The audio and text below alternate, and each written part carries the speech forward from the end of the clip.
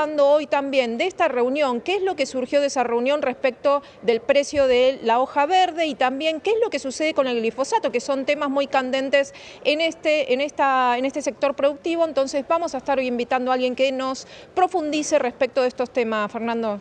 Estamos en comunicación con Sergio de la Pierre, expresidente del Instituto Nacional de la Yerba Mate. ¿Qué tal, Sergio? ¿Cómo le va? Buen día. Yo fui director nomás, no fui presidente del INIM. Fui Director, director bien. por el sector de secaderos. Sí. Bien, corregimos el dato entonces. ¿Qué beneficios puede traer en principio esta desregulación que anunció el gobierno? ¿Eran realmente normas relevantes para la actividad yerbatera?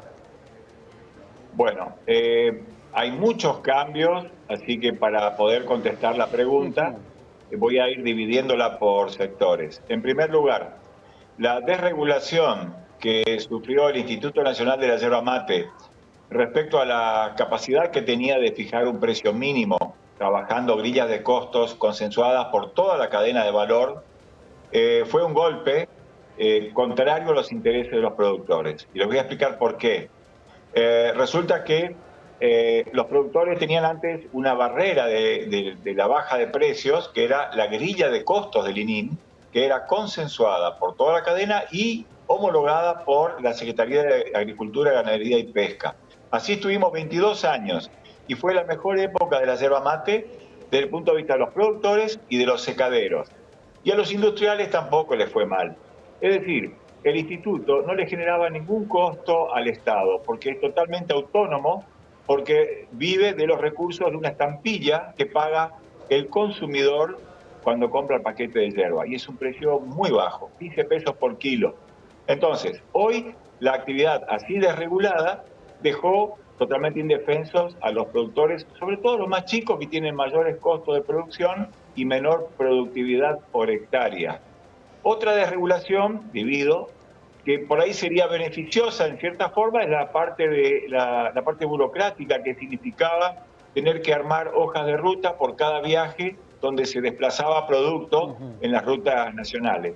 Eso realmente era una superposición con el remito, porque ya existe un documento de uso nacional obligatorio que es el remito.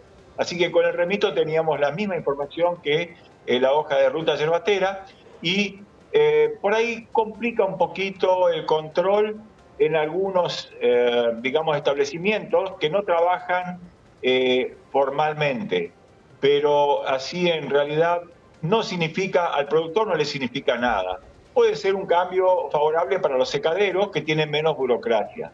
Luego, también se han eliminado los libros de movimientos de existencias y de ingresos y egresos de yerba mate en los establecimientos. Eso tiene una ventaja muy relativa, porque no conozco que ningún establecimiento no lleve los registros de lo que está haciendo.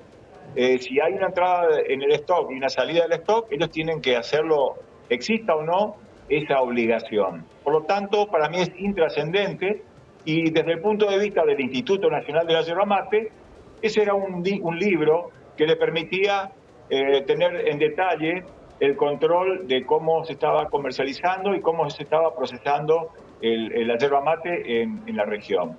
Era Corrientes y Misiones siempre, ¿no es cierto? Era un organismo nacional.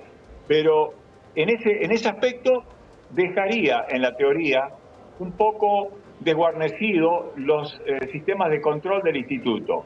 Pero, agrego, muchos controles nunca sirvieron, porque siempre pasa lo mismo. Se le controla a la gente que tiene las cosas en orden y que tiene los libros accesibles. Y hay ciertos establecimientos, me refiero a la provincia de Misiones, que no están trabajando correctamente y eso pasó, por ejemplo, con la yerba en malas condiciones que estaba en depósitos del Ministerio de Desarrollo. Así que quiere decir que los controles no fueron buenos. Así que podemos decir desde el punto de vista burocrático se alivianaron las tareas de las industrias de la yerba mate. Sergio, ¿nos podría poner al tanto? Sabemos que hubo una reunión en estas últimas horas, una reunión de los productores para hablar del precio de la hoja verde, y también queremos saber si ahí se tocó nuevamente el tema del glifosato, que es un tema muy preocupante en este sector, si están trabajando con la aplicación normalmente los productores respecto de este fertilizante o no. ¿Nos puede decir cuáles fueron los temas fundamentales que se tocaron en esta reunión y qué es lo que resultó de ella? Sí, cómo no. Esa reunión tuvo lugar en la localidad de Banda, que es en la zona centro-norte de la provincia de Misiones. Concurrieron productores y, bueno, el principal punto fue el tema del bajo precio del producto, ¿no?, de la hoja verde. Y, bueno, como conclusión se llegó a un acuerdo donde vamos a apoyar una asociación única en la provincia de productores primarios para que todos juntos próximamente nos sentemos a negociar con la industria para mejorar el precio de la hoja verde, ya que, como ustedes bien saben, el Instituto Nacional de la Yerba Mate dejó de tener la facultad de fijar el precio mínimo y obligatorio. Por lo tanto, la conclusión principal es que queremos trabajar todos juntos, preparándonos para, antes del mes de diciembre, sentarnos a negociar con la industria el mejoramiento de los precios. Caso contrario, también se decidió apoyar un paro de cosecha en toda la región nuestra, que después se verá si se cumple o no se cumple, si tiene éxito o no. Pero por lo pronto se decidió parar la cosecha a fin de año hasta que haya un buen precio para el productor. Son las dos conclusiones principales. Respecto del glifosato, quiero avisarles que el trabajo en conjunto que han tenido todas las asociaciones de productores y empresas de la producción ha dado sus frutos.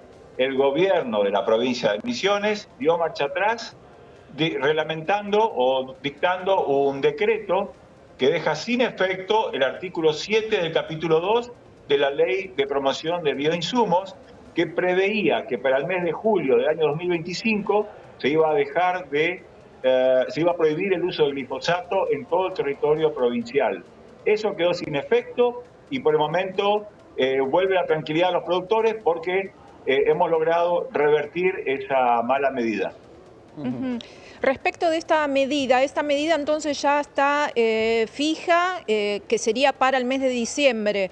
¿Y cuánto representa del costo productivo el tener que aplicar entonces los fertilizantes y si esto se está haciendo con normalidad, digamos, porque es una inversión por parte del productor, ¿no? ¿Esto se viene haciendo entonces con normalidad y cuánto representa del costo productivo? Bueno, en realidad, con los bajísimos precios que tenemos hoy, estoy hablando de 200 pesos por kilogramo de hoja verde, puesto en secadero. Por lo tanto, en el bolsillo del productor, hoy le está quedando más o menos 80, 90 pesos netos y de ahí tiene todos los costos de producción. Por lo tanto, te contesto, hoy es imposible aplicar ni fertilizantes ni herbicidas. Con ese precio no se puede hacer ningún tipo de aplicación de químicos. ¿Por qué? Porque los químicos han seguido subiendo por efectos de la suba del dólar y en cambio el precio del producto ha bajado. Por lo tanto, hoy estamos sufriendo consecuencias o digamos causales de una consecuencia que vamos a tener el año que viene con una baja de la productividad. Entonces, ¿qué va a pasar? El gran productor que tiene costos más bajos va a seguir trabajando de alguna forma y va a poder mantener su cultivo y el pequeño productor va a estar más complicado.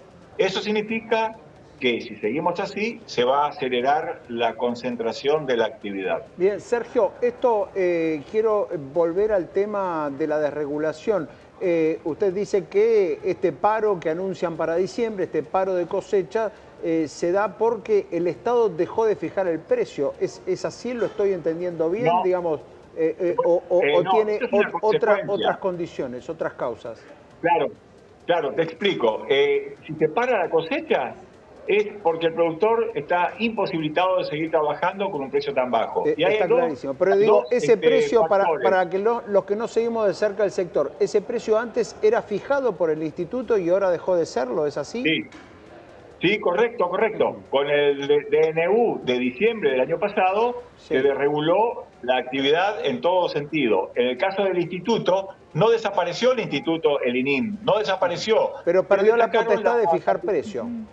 Correcto. Entonces, sabemos que el instituto, aunque no lograba un cumplimiento del 100% en los precios, pero era mucho mejor que no estando en funciones esas facultades. Por lo tanto, es esto un paro que va destinado a que los industriales no pagarían un buen precio, sería esa la causa primigenia, y en segundo lugar, continuamos con los reclamos de que nos devuelvan el instituto tal cual como estaba al principio. ¿Por qué?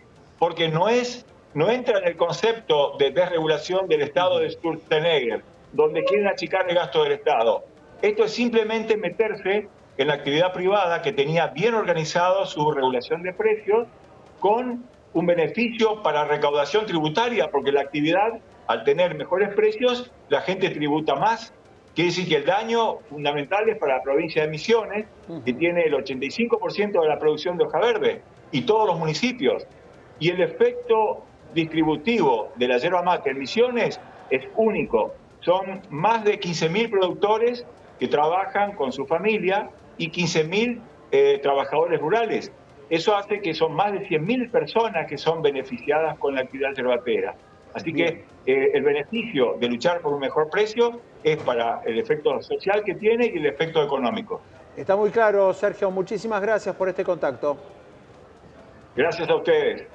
Sergio de la Pierre, ex director del Instituto Nacional de la Yerba Mate, con un conflicto, Gaby, que se abre con mucha intensidad. O sea, por un lado está la desregulación, que según interpretamos no la valoró tanto, digamos, dijo que eran trámites menores, que no iba a tener un gran efecto la desregulación que promovió el gobierno, y por otro lado un problema muy serio en materia de precios. Lo novedoso es esto que anticipó, ¿no? Esta creación de una asociación única entonces para poder negociar con la parte industrial el precio de la hoja verde, que es lo